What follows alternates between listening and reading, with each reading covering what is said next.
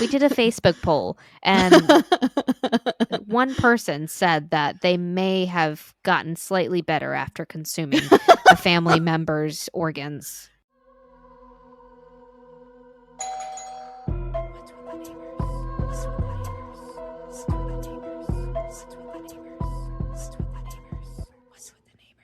Hi guys. What up? What's up? This is What's with the Neighbors. That is Bree. And that's Amy. And we have a special guest, Brooke. Hi. She's here with us today. She has a hometown horror that we asked her to share. But before we get into that, we're going to do our normal questioning and neighborhood stories and whatnot. So Bree, I have a question for you. And Brooke, I have a question for you too. Okay. So, what is your favorite fast food restaurant? Would you even have to ask this? I went I know. without Chick-fil-A for 4 years. Chick-fil-A all the way. I don't know. Cane's is pretty amazing, but we don't have Cane's near us. So Chick-fil-A. And they have gluten-free Chick-fil-A? stuff. Yeah. Ooh. This is difficult. This is my So issue many. every single day of my life. I'm going to go with Zaxby's. Zaxby's. Okay. Yes. That's I a don't good know. I have such a weird, chicken aversion, I guess. I'm very weird about my chicken, but I love Zaxby's chicken. Okay. Never fails me. They got good chicken. And their toast. Zaxby's, I was going to ask. I've never had it. So that's it's like Chick-fil-A and Cane's, correct? Like it's wings. Oh, it's wings. Okay. And they have chicken fingers, I think, right? Yeah, that's mostly what I get is the Okay. chicken, the chicken tender, the big chicken tenders. They have Okay. salads and all the things. And toast. Oh, okay. And toast. A big, thick slice of toast. Which is like Cane's. That part is like Cane's. Okay. All right. Mine is In-N-Out, but that's because I'm from the West Coast. So. In-N-Out is pretty good. The couple of times that I've had it, I like where you can get the sauteed onions on the burger. Yeah. The more the better. I've never Love had everything In-N-Out. about it. It's I will so say good. it really went in and then out though when I had it. So I don't believe that. I also am allergic to gluten, so I probably shouldn't have eaten it. Oh, yeah, that's definitely it. You can do the lettuce wrap, but it's not the same without the bun. I'm not going to go spend money on a burger and get a lettuce wrap. No. Sorry. No. Bree, who's going first this week? I've got mine pulled up. Okay, go ahead. Okay, so this is I don't know if you know, but we do a neighborhood story each week. We research a story that's going through a neighborhood. This one is a note that a neighbor left another neighbor, and it's obviously from a child. And it says, "Hello, my name is Sebastian. I live in number 128. I have something called autism. I am autistic. I just moved in here and I wanted to say thank you for all the Christmas lights at your house. It made me very happy and I would walk over to your house every night. I like Disney, comic books, Harry Potter. If I had magical powers like Harry Potter, I would take away your pain. Sebastian, P.S. I saw you're walking with a cane." I know. That one's a really sweet one. My heart. I know. That is so Sweet boy. sweet. Oh my gosh. Oh, that is I think that's my favorite one now. Neighborhood stories don't always have to be neighborhood drama. No. They can be the but good I things. sure like it when they are. Yeah. Yeah, I know I do too. I love other people's drama. Drama is always fun as long as it's not your own. Yes. Yes. Okay, so everyone's like, what is this other person doing on What's with the Neighbors? Well, I was doom scrolling on TikTok and I came across Brooke's TikTok and she was talking about something that happened to her and her family years ago. And so I reached out to her and I was like, hey, do you want to be on our podcast? So I'm here. Yeah, and it took scheduling and she's here. So we are asking Brooke, can you please share us your hometown horror? Yeah. more personally, your story. My own horror, I guess. Your own horror, yeah. Yeah, so this all took place in 1999 in Muhlenberg County, Kentucky. At the time, I was only, when it all took place and said and done, I was a month from being 2. So Oh, wow. I don't remember any of this. This is all just based on what everybody else has told me, police reports, the whole 9 yards. Now there's a TV show that did the story. So that also is what I'm going to get some of the timeline from, because that's where I learned a lot of it. So we have to start, I guess, with a family tree a little bit. Okay. So we have me, the glorious only child. And then we have my mom and my dad. Then this is all going to be on my dad's side. Okay. So we have my dad's mom and dad. I call them Nana and Papa. Okay. So my Nana has a sister named Beverly and her parents, my great-grandparents. We all lived, so Beverly, my Nana's sister, is married to Todd. They have 3 kids. One of their kids is Terry Todd. Terry Todd. Okay. Yeah. So at the time, whenever like my dad and his cousins were growing up, they had all like lived kind of on the same street or like very, very close to each other. Yeah. So we had like my great grandparents at the very front of the road. And then they had like a little creek and some trees and stuff. And then you had eventually where our house was on a plot of land. Then you had the old family house where like my great grandparents lived, where my grandparents started raising my dad before they moved to a different house. Yeah. It's condemned now, but it's kind of in the middle. And then at the very end of the street, you have Beverly and Todd's house. Okay. So growing up, my dad and Terry and his 2 sisters, like they had good relationships. They would all play and hang out. They all seemed to have like good rapport with one another. I think, I don't remember when exactly they moved, but I know for a time Beverly and Todd moved the family, I believe, to Hopkinsville, Kentucky, which was about 45 minutes away, I guess. And even through that, like they still, our family always got together. We always had like, Sunday dinners or like, whatever. Yeah. And on up through life, my dad ended up becoming a police officer for Greenville City Police. Yeah. He, became a pastor of a super small church in our town. He met my mom, married my mom, had me, all the fun things. Yeah. And while all this is happening, Terry Todd, the cousin, is living with his parents. He has been going through some issues. Yeah. He had been dealing with some mental health issues for years. Sure. I think at the time he was already diagnosed bipolar. Okay. Oh, okay. Yeah.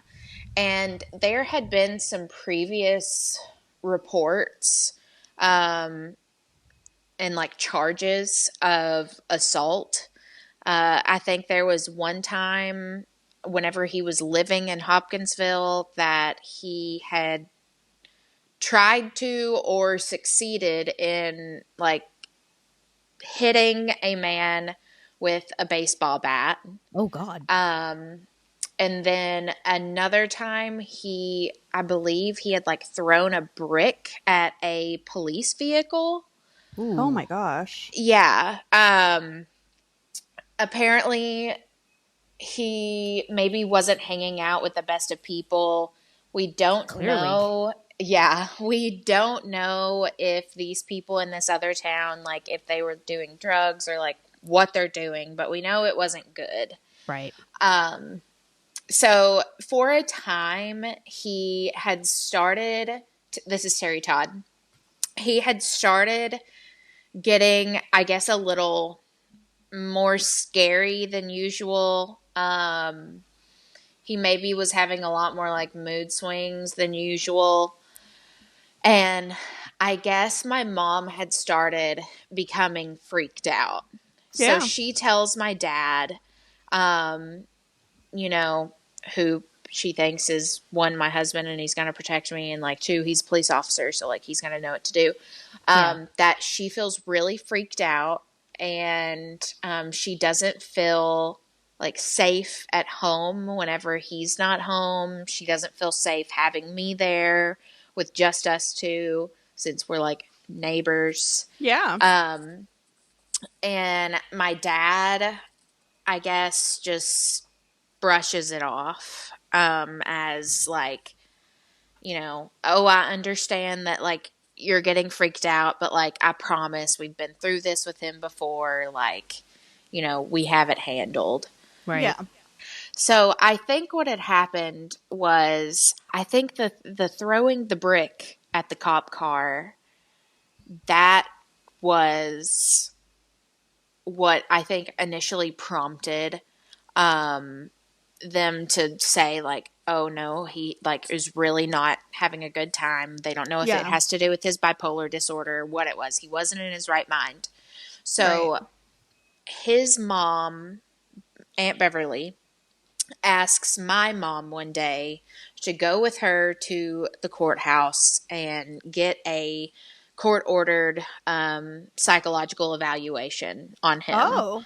So they go, the judge signs it, they issue it. My dad, being police officer, sees it and he says, you know, I'm going to go ahead and issue this. I'll take him in. We're family. Hopefully this will go a lot more smoothly if it's coming from someone that, you know, he knows and loves. Right. Yeah. So whenever they all get there, my dad and a couple other officers get to the house. Them and Terry Todd's father, Todd, are trying to get him into the police car to take to the hospital, and he is not having it. Terry Todd is like fighting back. He is just making a big scene of the situation. And I think they eventually had to tase him to like get him in the cop car because he was being so violent. Yeah. So they take him to Western State Hospital in Hopkinsville, Kentucky, and he has a 72-hour hold. After that 72-hour hold, he is released, and they're saying, you know, just make sure that he's taking his medicine, but we do not think that he is, you know, necessarily a danger to himself or others. Oh, okay. Also, side note, I did some research into like what was going on in psychiatric hospitals in 1999 whenever this was happening. And this was a lot like in the whole like prison reform was happening. They were getting rid of a lot of people who they had initially put in prison just because they were like homeless and they Right. probably had some mental disorder, mental health disorder that nobody wanted to deal with. So they just put them in prison. They let all Right. these people go. So now all of the psych hospitals are getting flooded Right. with these inmates turned patients. So they have no room for a possible incoming person. Right. Which is But wild. but instead of being like, you know, he actually needs help, we're going to send you to XYZ hospital. They're like, nope, just go on home. He's fine. Yeah. So When we didn't care about mental health. literally. Those were the days. Not. Oh, gosh. So 2 days after this happens, well, okay, no, back up. Okay. So the night that he gets released from the hospital, my dad has to work. I guess he's working a night shift at that point. So Okay. my mom takes me, as she usually does whenever he's gone, and we go and stay at a friend's house, a really good family friend of ours named Angie. And my mom told Angie that night that she just had a really, really awful feeling after he was released. And she says that she knows that like something is going on in his head. Mm-hmm. And she doesn't think that they're going to be around much longer. Whoa. Whoa. That's And crazy. she was essentially like asking her, like, please, like, would you take care of her? Like, you know, make sure she has a good upbringing and blah, blah, blah. Like, she was like feeling it. Man. That's instincts right there. Yeah. So then 2 days after he's released on Saturday, I think his mom was gone somewhere during the day. So her and Todd both were mail carriers for the town. I think she may have been out on her route that day, and it was just Terry Todd and Uncle Todd at home. And Terry Todd says, you know, hey, Dad, let's go to town and pick up like some lunch or something for Mom whenever she gets back. So Uncle Todd says, yeah, sure, let's go. So they load up in the car, they head to town. But Terry Todd doesn't take them wherever they're going. Instead, he takes them to the cemetery where Uncle Todd, where his, I think, like parents and grandparents and stuff were buried. So, so Terry Todd's like grandparents took him to the cemetery. They get out, like, you know, let's go see the tombstone. And whenever his dad walks up, he's behind him and he's carrying a bat.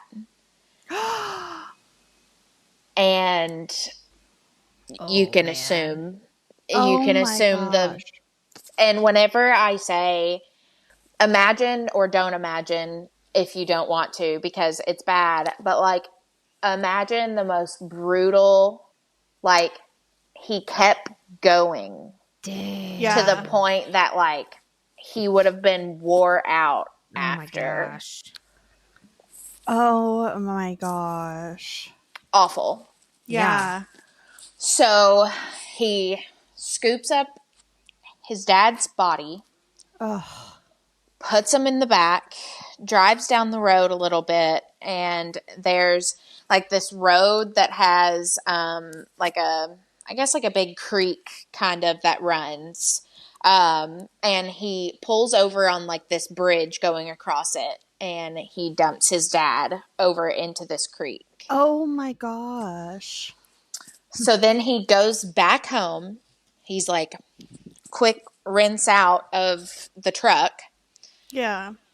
His mom gets home and he's like, hey, Mom, you know, Dad had to go somewhere, but let's go to town and get blah, blah, blah for whenever he comes back.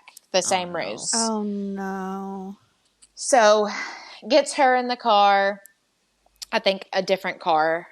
And in the back of this car, he has a shotgun.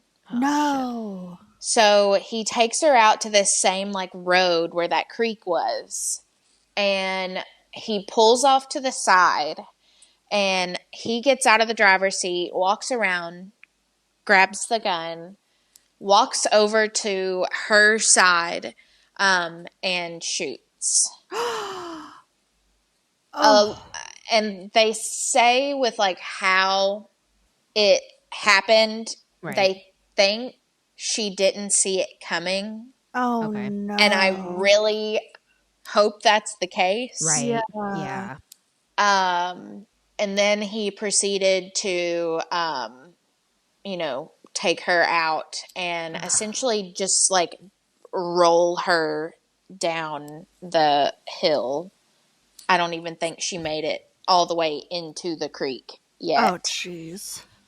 So then he goes back in a car that has just been Yeah. goes back home, tries to do another rough washing, but evidence pictures show that he did not do very well with Right. the Hard. amount of massive. Yeah. This is really bad. Please turn off for the next skip ahead 15 seconds if you don't like this. There was like a massive bone of her jaw that was still in the my floorboard. gosh. Oh my gosh. Yeah. Jeez. Yeah. Oh my gosh. Yeah. So he gets back, all that cleaning up. And then we know that he goes to Hopkinsville to see these friends. Okay. Everything that happened and who he saw has all been redacted. So I have no idea what happened that night. Interesting. Yeah, I'm very interested to know what happened there. Yeah. But we know that at some point he comes back in the very early hours of the morning. And during that night in our house, so it was me and my mom and my dad, but also one of my mom's brothers was staying with us at the time. So I guess throughout the night I was really, really sick. I'd been throwing up a lot. And so on Sundays, my dad normally preaches. So they got up super early. It's 6 a.m. and they're deciding they're going to go ahead and take me into the ER just to get me checked out. Right. So they get everything loaded up, going out to the car, going to get me strapped in, and my dad gets shot. So we figure out that Terry Todd has been in his kitchen window with a shotgun, and he shoots one shot. My dad goes down. Oh my gosh. It was to the head. So, Oh my no. gosh. so then Terry Todd leaves the house, and my mom is actively freaking out with me in her arms. Oh, I want to preface this also. My mom is also pregnant, and they were about to find out the gender. Oh no. So he walks out of the house and he tells her to give me to him, and she's saying absolutely not. And an altercation breaks out of her trying to keep me away from him. Yeah. And he eventually got me and gets her seated in the car, puts me behind the car, and then goes back around and shoots her twice. Oh no. Oh my gosh. And after the first shot that killed my dad, my uncle who was in the house heard it Yeah. and watched No. everything happen. And he's the one that called the police, and saw Terry Todd pick me up and take me back into the house. Oh my gosh. Into his house or? Into his house. Okay. Yeah. So, they say that whenever, like, I was in there, I guess he figured out that I was sick, but he, like, had given me a bath because I think I, like, puked all over myself. He had, like, given me a bath. I think he tried to, like, feed me. He, like, laid me down in, like, my little playpen nap time thing for a while, like, because they had watched me a lot. So he kind of knew, like, things to do. Right. And he always said that, like, he didn't want to, like, hurt me. He didn't do anything to me. And the police got there really super fast. The first ones, the Harveys, really good friend of mine, they, of ours, of the family, they had lived, like, right a few minutes down the road from us. Yeah. And he heard it over the radio and immediately left his house and came over there. And I think they said that, I don't remember exactly how long he kept me in the house while it was, like, surrounded. I know eventually, like, a lot of the city police came, but then, of course, like, they had to switch it over because it was a police officer from that. So they ended up having to bring in, like, state and a couple other departments. Wow. And then they had to do, like, the whole, like, hostage negotiation Yeah. thing. And so he finally walks out and sets me down. Also, every time, I do want to preface this, I found this out whenever I was making the TV show, and it made me so sick to my stomach. Every single time that he would go up to, like, a window or a door to talk to them, he would, like, hold me in front of him. Oh. Like a shield? Yeah. Ugh. Yeah. Wow. Disgusting. I don't like that. That's disgusting. cowardly. Yeah. So, he finally lets me go. They get me away. He gets taken in, and they're realizing, you know, nobody can get a hold of the parents. And while they're inside getting evidence, which is crazy, I'll tell you about it in a minute, they start getting a bunch of phone calls from a bunch of people on the news routes that should have been getting their, like, afternoon paper from, I guess, like, his dad would have been, his mom or his dad would have been the afternoon. And nobody was getting their stuff. So then they go and ask him, they realize that they're going to have to ask him, you know, this is now like a missing person situation. Right. They also find inside the house before they get him to the station, that he had apparently been getting a bunch of, and it breaks my heart because I have one, a bunch of pit bulls that he had kept caged down in the basement. Oh. Yeah. That he was, I guess, like, training to be very Wow. not. What? It's very, very sad. Very, very sad. And then inside, you had around every single door and window, there was some sort of firearm and multiple rounds of ammunition. Like, he was 100% ready for, like, a standoff to happen. It was a lot. He was paranoid too. Oh, yeah. A lot of it gosh. makes me wonder if, like, he had some kind of, like, schizophrenia. Paranoid schizophrenia. Yeah. Also, like, wow. don't know. So finally they get him into the station and they start interviewing him on where his parents were. And I guess he immediately just opened up about it. And told them, he didn't say much, but he told them like where to find them.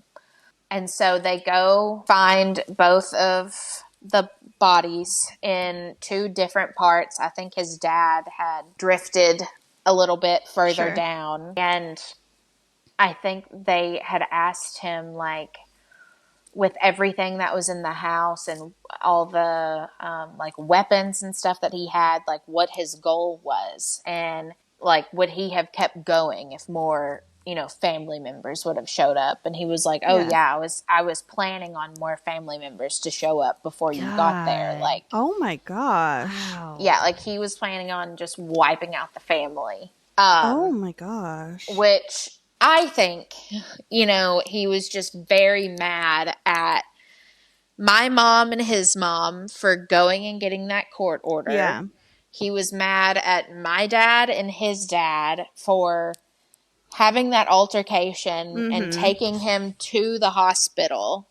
I think he was mad at other family members because they didn't try to stop it from happening. They agreed with it. Sure. Like I know my great-grandparents, I know my grandparents probably had opinions that they gave and probably let him know of. So he knew their opinions on the entire situation, but he used it in court as I was having a, psychotic episode. Sure. I was not mentally sane at the time, saying that he was having different delusions. I can't remember all of them. One of them that sticks out was like that the government had taken all of his family and replaced them all with like duplicates. And the only way that he could figure out to get all of his family back was to kill the duplicates. Wow, that's a hell of a... That's a story. Wow. Yeah. But also, I'm wondering, like, if you just got out of a hospital a couple days beforehand who was medicating you while you were there, I just don't feel like 48 hours is enough time to go full-blown psychosis. Yeah. Yeah. Also, a lot of it was way too premeditated. Well, with like the preparation. Yeah, exactly. All that ammunition, like that's before the hospital stay. Yeah. Like this was like planned. Well, He had been angry for a while, I think. I'm sure defense lawyers or whatever attorneys can come up with a lot of reasons. Like, this will make you look better. 100%. I think just enough of his time in, like in therapy, seeing different like psychologists, seeing the doctors in these hospital stays that he had done. I feel like he just really learned exactly what to say to appear insane, essentially. Yeah. Wow. So where is he now? He is currently in prison. He got 4 life sentences. Okay. No possibility of parole. Okay. So he's somewhere, Kentucky State Pen. He's in one of the campuses in the state. I'm surprised he didn't get 5 life sentences because the mom was pregnant. So that was before. Okay. That. Okay. Mm-hmm. My Nana did go to Frankfurt though, and she was one of the ones that like proposed for a bill to pass for that. So right. Oh, I love that. Yeah. Yeah. Good for her. Yeah, she was a force to be reckoned with, for sure. Wow. For sure. But yeah, he's still there. I think he's already had like 1 or 2 heart attacks, but he survived. My gosh. He's still hanging on. Yeah. How old was he when he did this again? He was like mid-20s. Mid-20s, Wow. okay. Mm-hmm. Mm-hmm. He was mid-20s. My dad, I believe, was like 27. My mom was 22. Oh, jeez. Yeah. That's Yeah. awful. I'm sorry. Oh my That's gosh. not, yeah, that's so. Raising you, who raised you? My dad's parents, Your my dad's nana and parents. my papa. Oh, is that the force to Okay. be reckoned with? Yes, very much so. Very much so. Oh. Oh, wow. So are you still Yeah. in the same area or have you moved? I moved a few hours away to my college town, actually. My husband and I both went to the same college. We went to the same high school, went to the same college. And we decided we loved it here, so we bought a house and stayed. Oh, wow. And Yeah. are you still in like good relationships with your nana and papa? So my nana actually passed my Okay. sophomore year of high school. Oh, wow. But my papa is still here. We still see each other, talk to each other as much as Yeah. we can. Yeah. Every now and then he'll come into town for haircuts and we'll Oh, go that's out to cute. lunch. Oh. But yeah, he has a wife now and they Oh. yeah, Go Papa. she's adorable. She keeps him Oh. super active. She Oh, keeps him good. very social. He's having a good time. That's all I can ask for. Oh, So, Yeah. yeah. hmm. So, how was this growing up? How did you just always know about it, or was it like something that they had to sit down and have a conversation with you? Yeah, I feel like ever since I've just known about it ever since I can remember. Which granted I don't remember a lot also Right. because Yeah, that's trauma brain. Sounds like it was trauma. a Yeah. small town though. Yeah, and that's like my dad also being like a pastor and a police officer, like Right. everybody knew them. Everybody knew Yeah. me growing up. I was always compared to like Harry Potter. Oh. Also Oh. Also because Harry Potter and I have the exact same birthday. Happy late birthday. Thanks.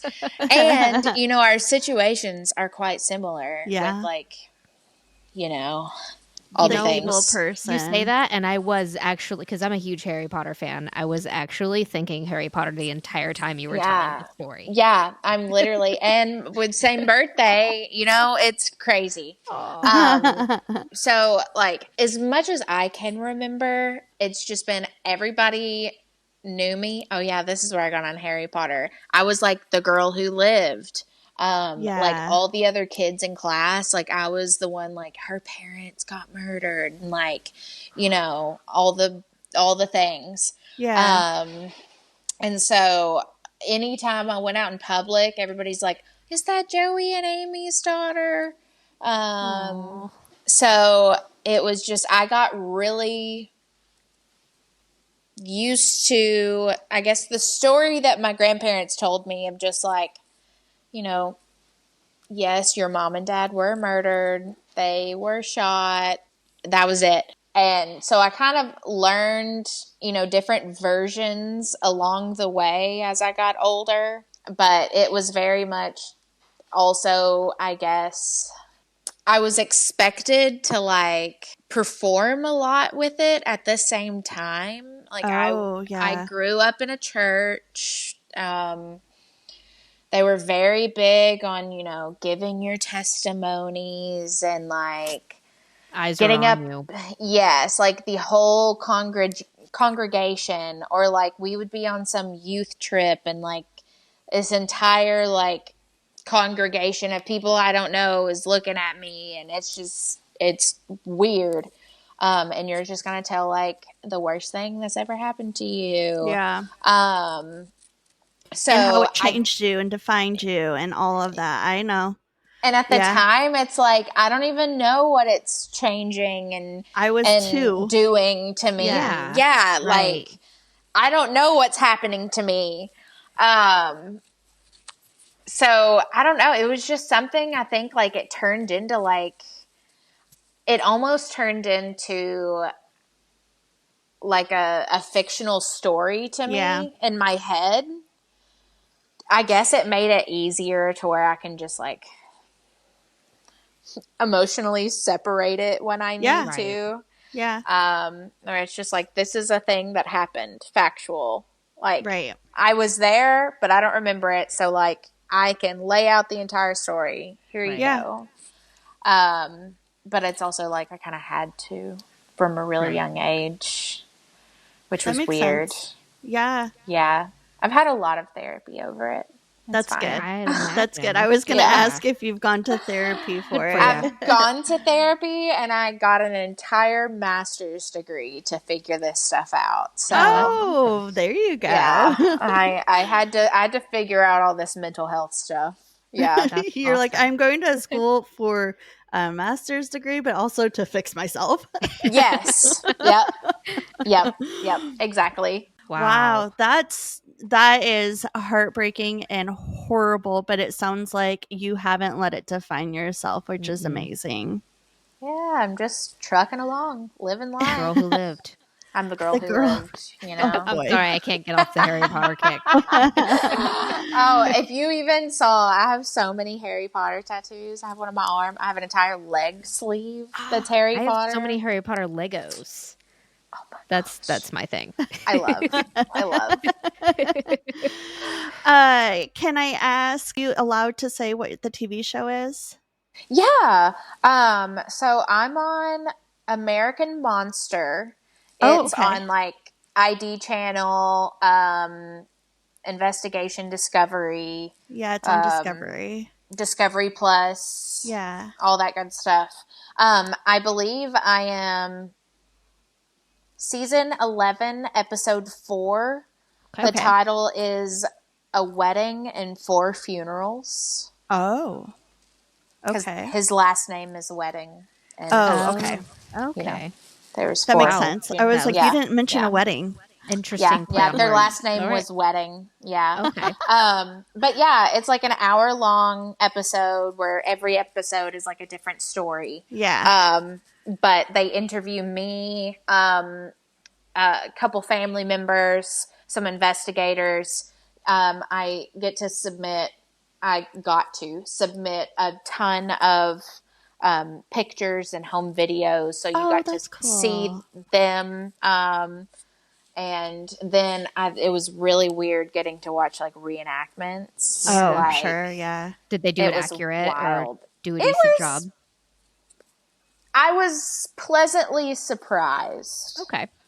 I've Yeah. heard people doing reenactments of people's experiences, Yeah. and they're like they completely missed and messed up everything. Yeah, there was some that was like definitely like that's not right, but Right. a lot of the actual people that they got to do it, I was just like, man, that guy kind of really does look like my dad. Like That's cool. yeah. But yeah, it was wild. It was a wild experience. But now it's also cool because I'm also not one to like get out. One, because all of the old videos are on VHS. I'm not going to pull that out and like hook up the VHS to the TV and then have to like, it's a lot. But now I have this like hour-long episode, or well, I guess 30 minutes in there that I can just like sit and like just watch all of the like home video portions that I just have at my fingertips that I can press play. That is pretty cool. So, but it's also that's really cool. Yeah, but also I'm still very thankful for the TV show because it did answer a lot of questions. Yeah. That I didn't know before. So Wow. yeah, go watch it. It was done very well, I think. Okay. That's good. Awesome. Okay, Thank you. I'll check it out after we get off here. Yeah. Well, Brooke, I really appreciate you sharing your story. I know it took a lot for you to come on here to share it, and we appreciate you so much. And I hope that you just keep on doing the best and being who you are. I like you. You're a good person. Yes. Thank Absolutely. you. You seem pretty cool, pretty down to earth. Yeah. So Thank you. That's what I go for. That's what I try to do. Thank you guys for having me on here. It's an honor. Yeah, of course. I'm gonna hang up and we'll send you the link and everything like that as everything comes out. And if you Awesome. don't mind, can you send us your mailing address? We would like to send you something as a thank you for being on here. Oh, thank you. Yeah, of Yeah. course. Okay. All right. We'll talk to you later, Brooke. All Thank you. right. Nice Thank meeting you. Stay in you. touch. Nice to meet you guys. Bye. Bye. Okay. Thank you again, Brooke, for being on with us. Wow. Her story was horrific. And I'm just glad that she's doing so well. Yeah, me too.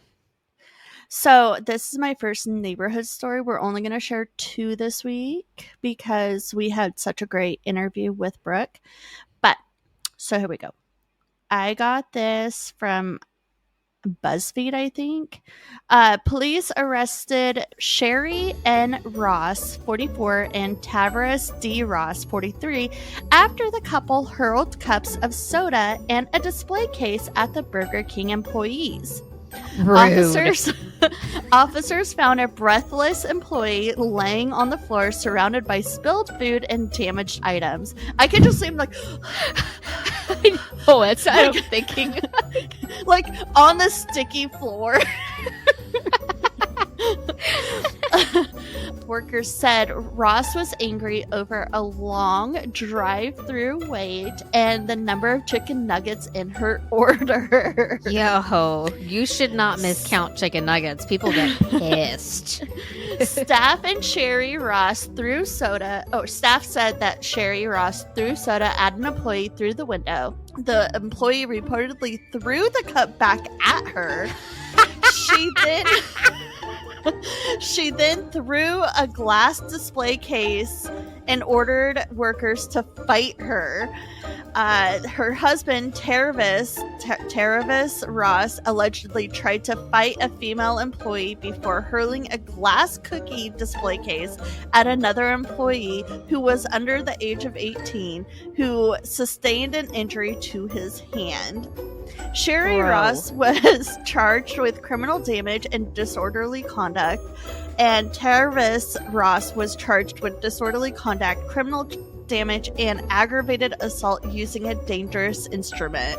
And the trial has still been, it's set for November. This is new? This is recent? I assume so. Don't miscount people's nuggets. Don't miscount their nuggets. Also, be fast. It's drive-through. Yes. Fast food means you people go expect quick. it to be fast. It's oh all my but god! fast. But you took it so far. You took it too far, man. So you're saying they went through the drive-through and then they threw the drink, they got through it back, and then they came in the actual building and threw the display case at them. Oh my god. Oh my god. You know, I know what was it? Christmas, it was like Christmas Eve or something. We were like, it was like the first year I worked for McDonald's. And that's like one of the most packed days, like working there, especially the one that I worked at, because everybody's trying to get their last minute shopping done. And so like we weren't open 24 hours on Christmas Eve. We had to actually shut because normally our store was open 24 hours. And so we had to actually like shut down, and our store was going to close at like 9. Well, like it's 11 o'clock and we're still trying to get customers out, and people are like being so aggressive and so mean. And it got to a point to where like our manager, he was like, y'all need to go or I'm gonna call the cops. And he was like he was not even offering, he was like insisting to walk all of us employees to our cars individually, like you need to get home. Like it was wild. My gosh. People get mad, like they get so mad. Especially on the holiday. Like, really? You're going to be like that? Like, you think those employees want to be there? No. Nobody wants to be there. You don't even want to be there. I know was that I getting time and a half? Yes. Did I want to work time and a half to throw some French fries in a oil vat? No. I don't care. But, like, people don't say, like, let's go enjoy ourselves and get McDonald's. Like, you get McDonald's or any fast food, I should say, because it's convenient. Right? Yeah. Like you're doing it like, so the person doesn't want to be there and the employee doesn't want to be there. Nobody wants to be there. So let's just be civil with each other. Yeah, exactly. I'm always so nice. Me too. Ugh, stupid. People suck. Oh man, Yeah. that's hilarious. Oh, okay. So this one is from an old, well, not an old neighbor, but a neighbor in North Pole. Not actually a neighbor, but she has sent us stories before. She's listened to us from the beginning. Thank you very much for your support. This is from Bet Harvey. Or Betty. This is Betty. says, "Hi, Bree and Amy. This is Betty Hi. Harvey. I wanted to share my most recent experience with a spirit. I live in North Pole, Alaska, and I work at a local gas station. I had heard many stories about a male spirit that makes himself known, especially at night. I They know who named this him person Charlie. is. Do you really? Is it Badger gas? I think it's Badger Gas. Yeah. Oh no. Okay, that's what I was thinking because I know we would talk to the employees there. Yeah. It Sorry. might be. Go ahead. No, you're good. They named the spirit Charlie. He normally is heard early in the morning or late evenings when the store is just opening or closing. He has been heard yelling swear words or whistling. The glass doors Oh. to the cooler are heard opening and shutting. Even a shadow has been seen walking to the back.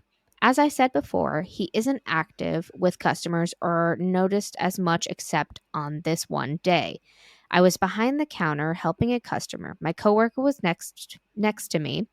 To the left of the customer, and to the left of the customer are a set of sunglass cases and a box of pull tab fire starters, which are a small brick with a string attached. The box about 4 feet tall and has about 20 blocks of the fire starters in it. All of a sudden, this box slammed to the ground. It didn't just tip over. It was as if someone slammed it on the ground. All three of us looked at each other, wondering what we had just seen. I went over to set it upright and tried pushing it over. It was very sturdy. And Oh. she actually sent two small little experiences. So I'm going to read the second one. Okay.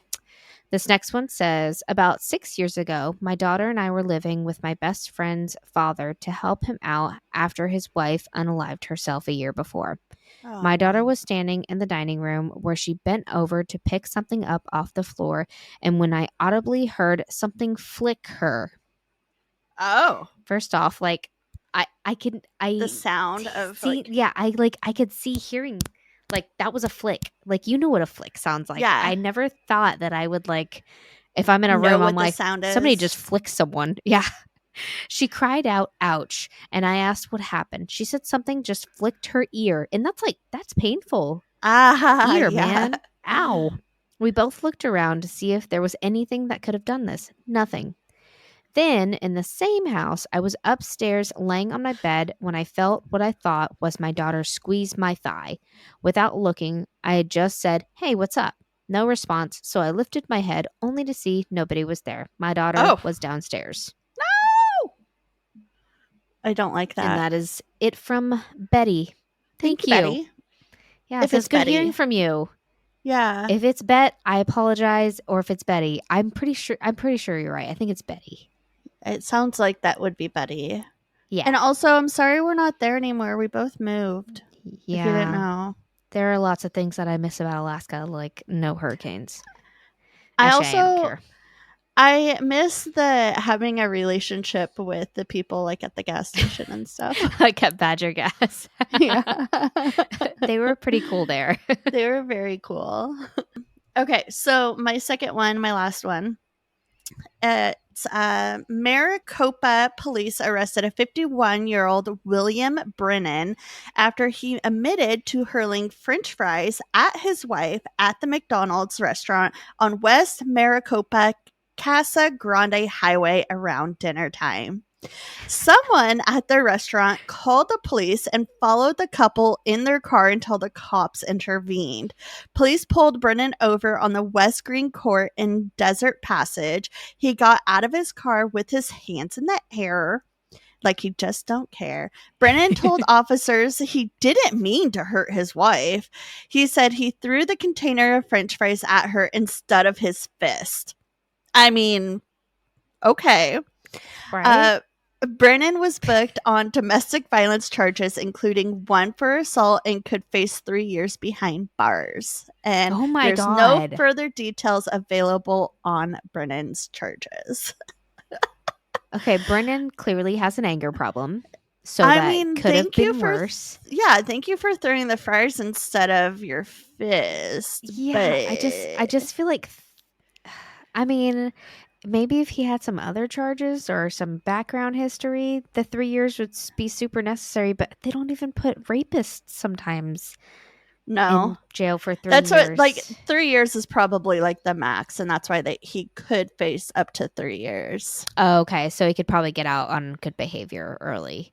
Man, what if Yeah. his wife was just, like, really pissed at him and, like, he, like, really didn't like, what if he just, like, threw the french fries as, like, you know, he wasn't aggressively doing it, but what if he's just like, "Ah, stop it," and he just threw the french fries at her, and it wasn't really that big of a deal, and she reported it, like, just messing with him and, like, wasn't expecting him to go to prison. It's like, oh, shit, that escalated Well, quickly. she didn't report it. It was someone else that reported it. Oh, Someone else yeah, was probably needed to happen. someone was following them. They followed them in their car until the cops intervened. Yeah, that probably needed to happen. Yeah, you should not be mean to your wife. Don't Don't do it. I mean, if you're gonna throw something, throw fries instead of a fist, but just don't do it at all. And then what if the salt got in your eye? Oh, You ever got salt in your eye? No, but have you ever gone it underneath, like, a nail? Where it, like, digs into there and it's, like, so hard to get out? Yes, and, like, you rinse it and you wash it and it still doesn't come out and you just want to burn the world down. Yep.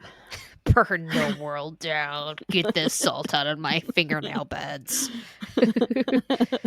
Okay, so I have a suspicion that all yours are fast food themed, and I'm really sad that I can't hear all of them. But that's okay. Are they? The other two involved grocery stores. Oh, that's why you asked about fast food restaurants. Got it. Yeah. That makes sense. Okay. So the last time we did a Hometown Horrors, I started a top 10 weird cryptids. Yeah. Are you going to do the other? I only did the first 5. Yeah. No. Oh. But I just wanted to let you know because I said I was going to do it on the next Hometown Horrors because I really want to share this other one next. Oh, okay. So you'll do it on the next one. Okay. Stay tuned for the next Hometown Horrors for the rest of the weird cryptids because I really can't wait to share this one. Okay. All right. So this one is about a cemetery located in Chestnut, or it's called Chestnut Hill Cemetery.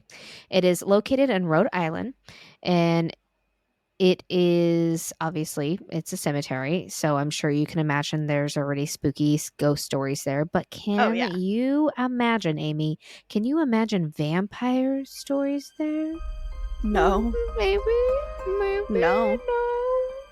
Yeah. Well, the townsfolk in the late 1800s could. So let's talk about a woman named Mercy Lena Brown. Mercy and her family suffered from consumption. Everybody suffered from it back in the 1800s. Consumption, tuberculosis. Oh, okay. I was like consumption of what?